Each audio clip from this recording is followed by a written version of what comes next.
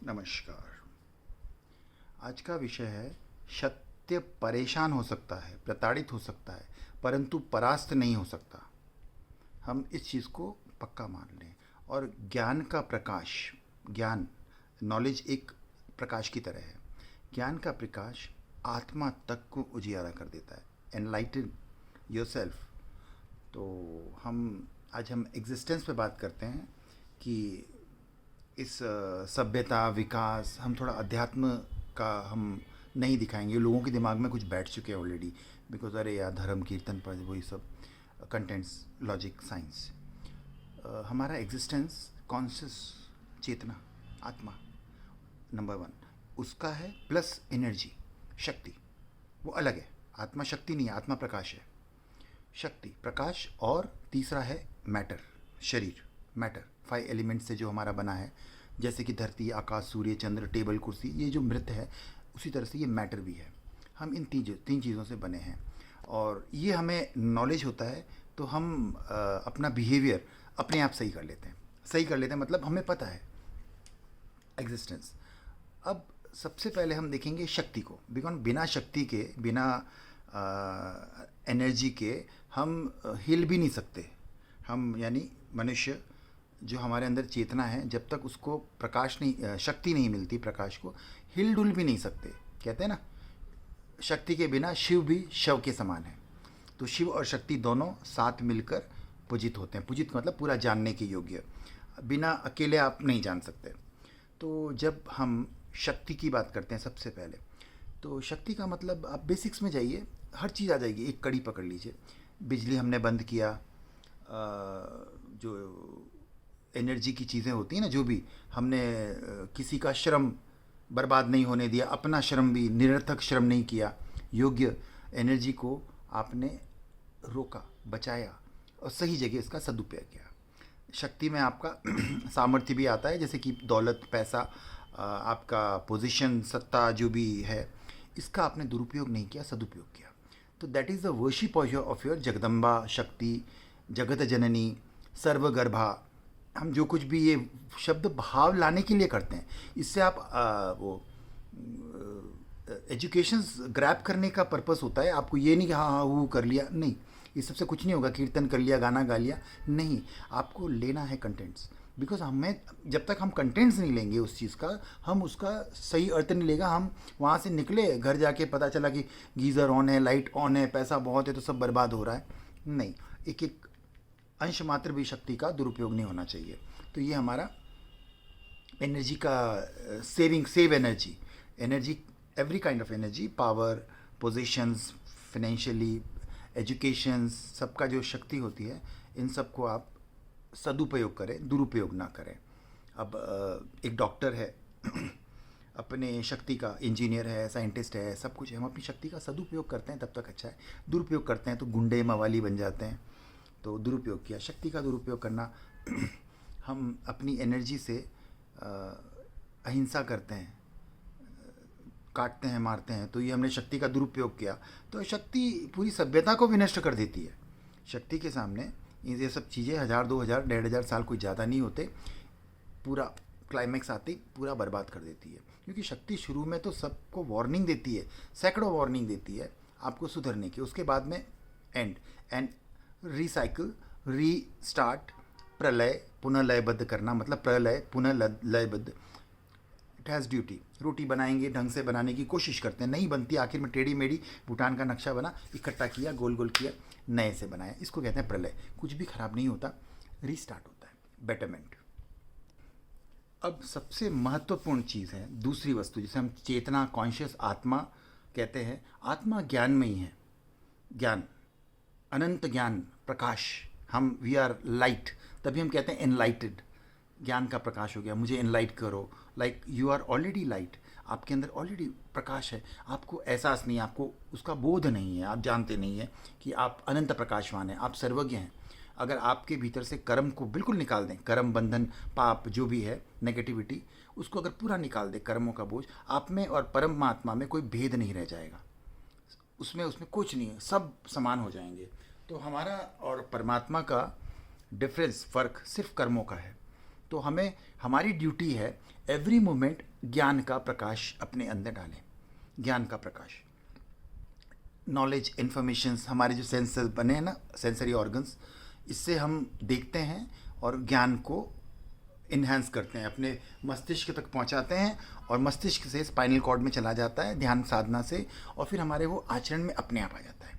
हम उसका बुद्धि विलास नहीं करते, लोगों को यहाँ से सुन के वहाँ पहुँचाना नहीं, हमें अपने लिए होता है, because we have to enlight ourselves. हम खुद की मुक्ति के लिए पैदा हुए हैं, दूसरों की उन मुक्ति के लिए नहीं। आप अगर किसी के लिए प्रतिबोधक होंगे तो लोग अपने आप ले लेंगे। आपको मार्केट में जाके प्रकाशित प्रतिष्ठित नहीं करना है, लाइक ये कोई मठाधीश बन गए या प्रवचन दे रहे हो या कर रहे हो, नहीं, ये सारी चीज़ें आपके अपने लिए होती है। ये होता है कि प्रकाश हमारी आत्मा के प्रति हमारी ड्यूटी। हम अपनी आत्मा को मलिन करते हैं, कई लोग मलिन करते हैं, गंदा करते हैं। आत्मा का स्वभाव है ऊपर की तरफ, प्रकाश की तरह। लेकिन अगर आप अंधकार में जा रहे हैं, लाइक मैंने आपसे कहा कि आप पूरी सृष्टि के सर्वोच्च जीव हो, मनुष्य, तो पूरी सृष्टि आपको देता हूँ मैं, परमात्मा।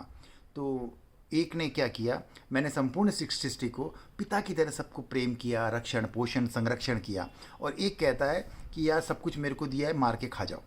ये बुद्धि और विवेकहीनता मनुष्य को तबाही के रास्ते पे लेके जाती है। मनुष्य दुर्गति में जाता है, अपने आप को अंधकार में ग्रसित कर देता है और दुखी, निरंतर दुखी होता रहता है।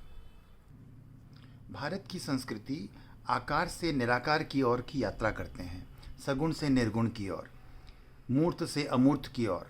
हमें समझने के लिए, संकेतों के लिए विशेषण, मूर्ति, पूजा पद्धति की आवश्यकता पड़ती है, जिसके बिना समझना मुश्किल है।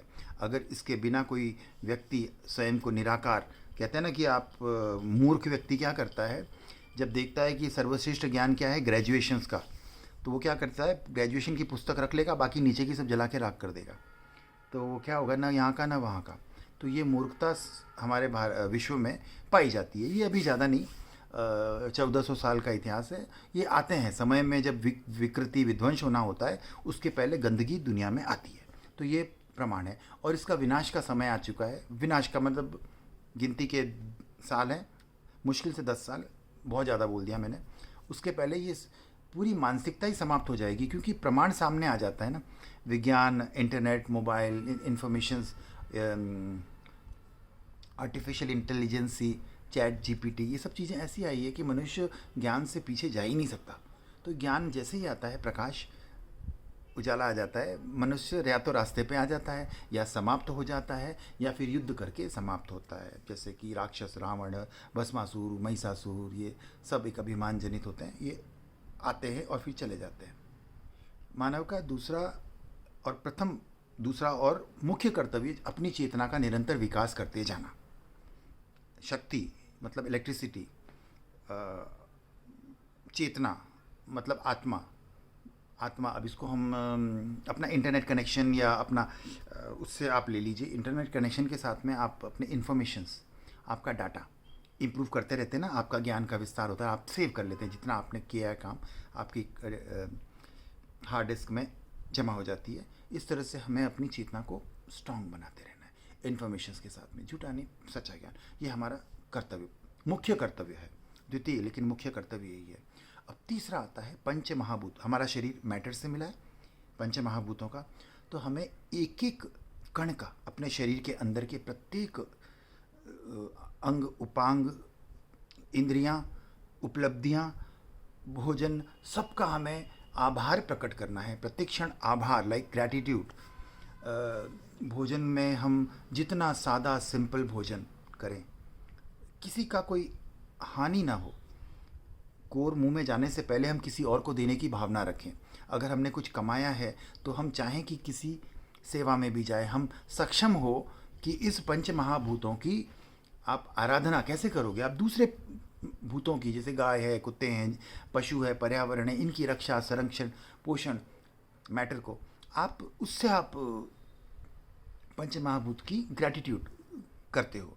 एक अनाज का दाना भी व्यर्थ नहीं करना चाहिए, एक अनाज का दाना भी, क्योंकि वो भी एक बीज बने तो एक सृष्टि को खिला सकता है। अगर पराक्रम उस पर सही किया जाए तो एक बीज का 50 बीज, 50 के हज़ार हज़ार करके आप उससे पूरी सृष्टि का निर्माण कर सकते हैं।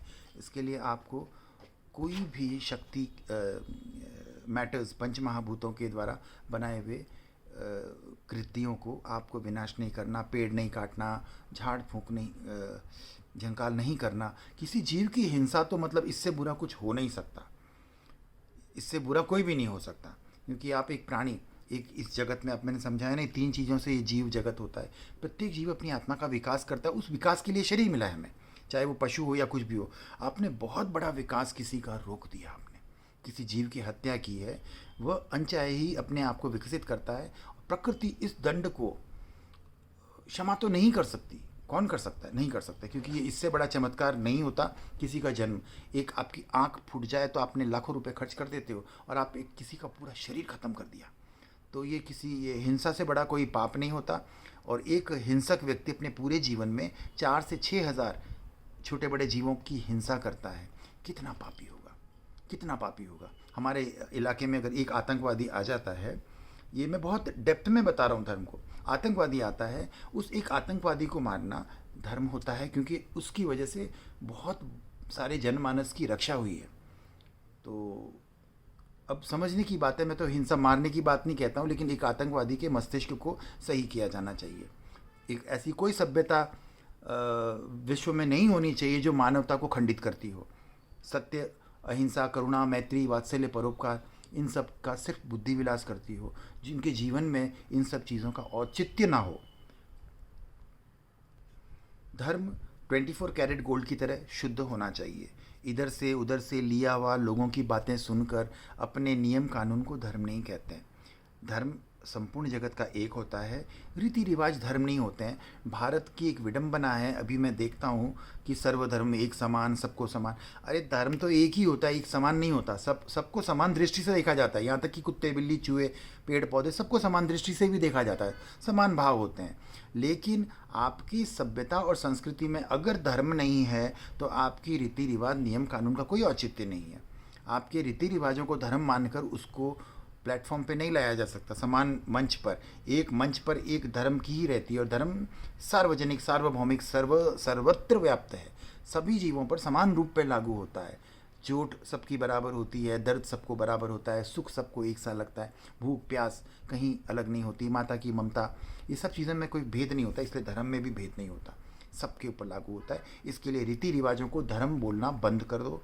रीति रिवाज धर्म नहीं होते। समय सभ्यता के अनुसार रीति रिवाजों में बहुत हेरफेर होता है। मानवता के विकास के लिए, पतन को रोकने के लिए कई बार रीति रिवाज बनाए जाते हैं, जो समय के बाद में बदलने भी पड़ते हैं। कई बार वो चीज़ें उल्टी गलत लगने लग जाती है सभ्यता के अनुसार। तो इस तरह से हम अपने पूरे जीवन का सार, शक्ति, पंच महाभूत और चेतना, इन तीनों का ग्रैटिट्यूड, मतलब शक्ति का आह्वान किया जाता है, और पंच महाभूतों को धन्यवाद, मतलब ग्रैटिट्यूड, धन्यवाद, आभार प्रकट करना होता है, और चेतना को निरंतर प्रकाशमान कराना है ध्यान साधना से। मैं शुद्ध चैतन्य हूँ, मैं शुद्ध चैतन्य हूँ। मैं मतलब आत्मा, नॉट द बॉडी।